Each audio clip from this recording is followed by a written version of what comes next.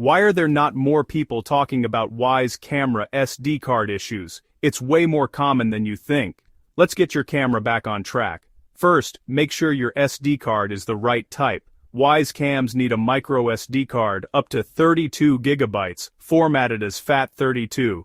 If your card is bigger, it might not work right out of the box. Next, power down your camera before removing the SD card. Take it out, check for dirt or damage, and if it looks fine, put it back in. Still not working? Try popping the SD card into your computer. If it shows up, back up your files and format the card to FAT32.